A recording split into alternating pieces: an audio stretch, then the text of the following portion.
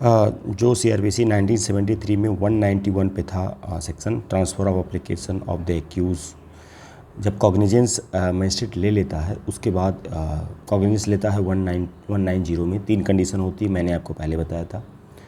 तो उसमें जो 190(1) का सब क्लॉज सी होता है जिसमें ओन नॉलेज पे कॉग्निजेंस लेता है, उसके लिए ही ये वैलिड है। तो ये 190 जो सीआरपीसी 1973 में था वो बीएनएस में आ गया। बीएनएस में transfer of application of accused 211 में आ गया, सीआरपीसी 211 में।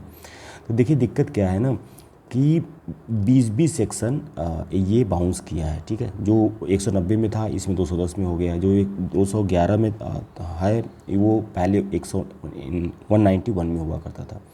तो transfer of application of accused, मान लीजिए कोई, अब इसके बारे में बात करते हैं। मान लीजिए कोई मजिस्ट्रेट जो है अपने नॉलेज पे और ओन नॉलेज पे, जो उसका सी था ना सेक्शन 190 का, ओन नॉलेज पे यदि कॉग्निजेंस ले लिया है तो हो सकता है वो बायस्ड होगा, हो सकता है मेरे खिलाफ प्री बायस्ड हो, वो कुछ गड़बड़ कर सकता है। तो इसीलिए चीफ जुडिशल मजिस्ट्रेट के पास एक पावर होती है कि वो ये बताए कॉग्निजेंस लेने के बाद एक्यूज को कि आपके पास पावर है कि आप जो है इसको दूसरे कोर्ट पे इसको ट्रांसफ़र करा सकते हैं, ठीक है।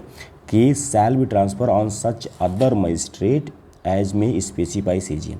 तो सीजीएम द्वारा ही इन पावर, सीजीएम ही इसको ट्रांसफ़र करता है इस केस को दूसरे मजिस्ट्रेट को सुनने के लिए, ठीक है। अब making over of the cases to magistrate, ये प्री के लिए क्वेश्चन इंपॉर्टेंट है, इसमें 2 क्वेश्चन आते हैं, ठीक है। तो ये 192 में हुआ करता था, मैं आपको दिखाता हूँ 192। ये देखिए, making over of cases to magistrate any chief judicial magistrate CGM empower for make over, ठीक है।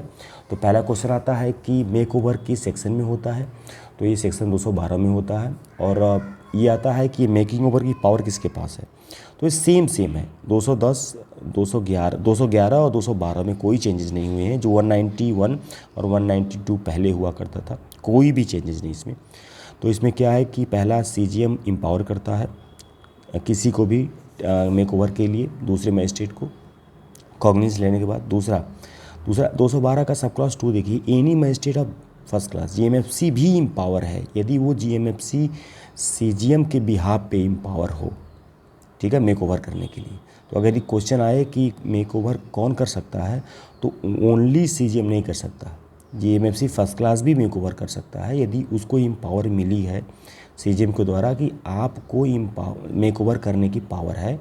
तो जीएमएफसी फर्स्ट क्लास भी किसी दूसरे कॉम्पिटेंट मजिस्ट्रेट को वो केस मेक ओवर कर सकता है, ठीक है। तो अभी हम देख रहे हैं बीएनएस, भारतीय नागरिक सुरक्षा संहिता 2023 का सेक्शन जो 190 में हुआ करता था, ये इसमें 210 में है।